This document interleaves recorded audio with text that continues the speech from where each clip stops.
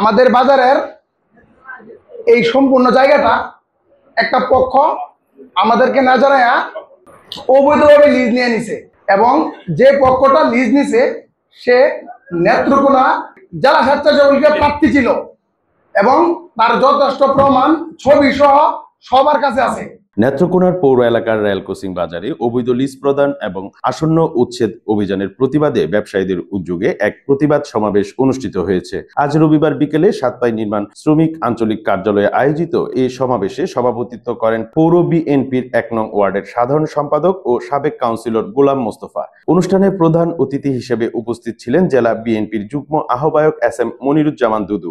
সঞ্চালনা করেন নেত্রকোনা সরকারি কলেজ ছাত্র দলের সিনিয়র যুগ্ম আহ্বায়ক আমিরুল ইসলাম। এ সময় বক্তব্য রাখেন নেত্রকোনা সরকারি কলেজ ছাত্র সংসদের সাবেক ভিপি আব্দুল গাফফার ঠাকুর তুলন, ২ নং ওয়ার্ড বিএনপির সাধারণ সম্পাদক আলমগীর হোসেন, সাবেক কাউন্সিলর আবুল কালাম খোকন, জেলা ছাত্র দলের সাধারণ সম্পাদক শামসুল হুদা শামীম, সাংগঠনিক সম্পাদক হাবিবুর রহমান দুলন, সাবেক স্কুল বিষয়ক সম্পাদক এহসান পারভেজ চৌধুরী সেবক, সাবেক সহসভাপতি আবির হাসান হিমেল, সাবেক যুগ্ম সাধারণ সম্পাদক স্বপন মিয়া সহ বাজারের ব্যবসায়ী নেতৃবৃন্দ।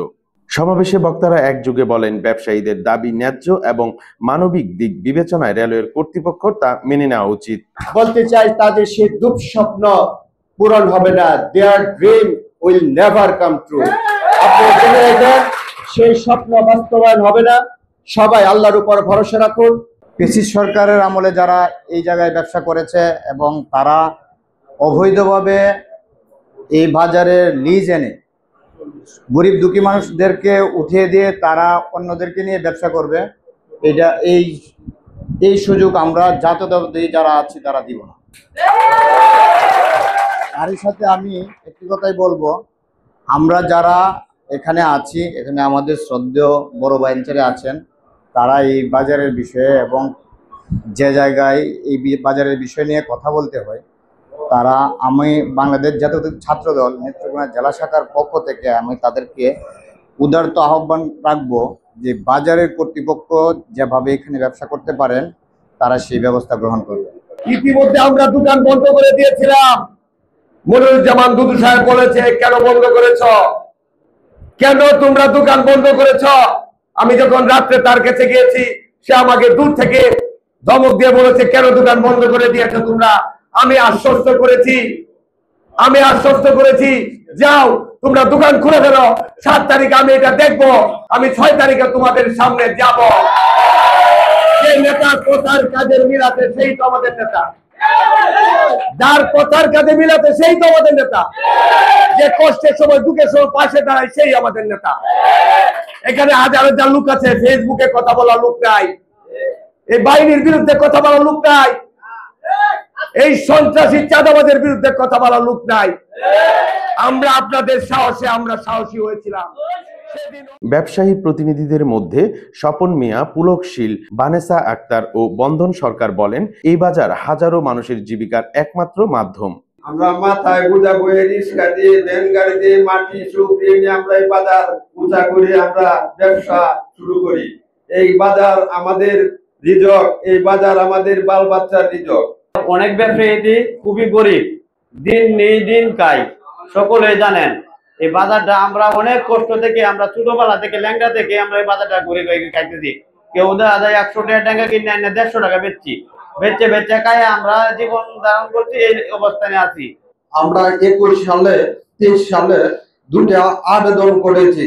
এই আবেদন গুলাতে রেলওয়ের সিগনেচারও আছে, কিন্তু ওনারা আমাদেরকে দেয় নাই। হ্যাঁ, 2 জন লোক যতটুকু জানতে পারছি, কাননগো আর হইলো জিও নামে একজন অফিসার আছে, তারা 2 জন মিলে কিছু টাকা দিয়ে ওনাদেরকে লিস্টটা দিয়েছে। আমরা যে সাধারণ মানুষ তাদের কাছে গেছি, আমাদেরকে আশ্বাস দিয়ে বের করে দিয়েছে।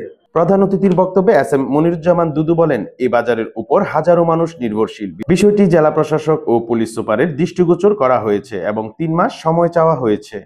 আমি নেত্রকোনা জেলা প্রশাসক জনাব বনানী বিশ্বাস মহোদয়ের মাধ্যমে আমি আগামী 3 মাসের সময় চেয়ে নিচ্ছি।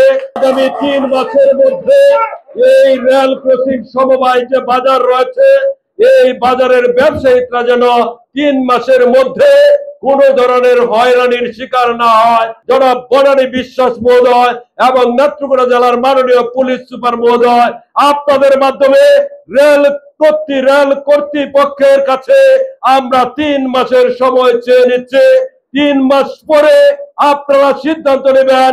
যারা বৈধভাবে আপনার দোকান রয়েছে তারা বৈধভাবে থাকবে, আর যাদের কাগজপত্র ত্রুটি আছে সেই কাগজপত্রগুলো যেন 3 মাসের মধ্যে আপনাদের নিয়ম অনুযায়ী আপনাদের ডিসিপ্লিনের মাধ্যমে যেন তাদেরকে কাগজগুলো করে নিয়ে আসতে পারে, সেই সুযোগও রেল কর্তৃপক্ষের দিতে হবে।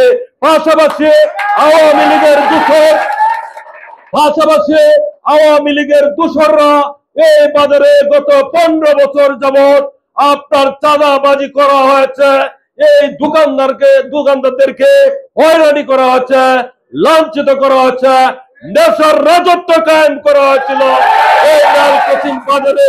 আমরা সেই নেশাখোরদেরকে দেখতে চাই না, আমরা সেই চাঁদাবাজদেরকে দেখতে চাই না। আর আমি রেল কর্তৃপক্ষকে হুঁশিয়ার করে বলে দিতে চাই, যার নামে সে আওয়ামী লীগের প্রেতাত্মা, যার নামে আপনি এই অবৈধভাবে আপনি লিজ দিয়েছেন, অনতি বিলম্বে সেই লিজ বাতিল করে ব্যবসায়ীদেরকে স্থায়ী বরাদ্দ দিয়ে আপনারা সেই ব্যবস্থা গ্রহণ করবেন।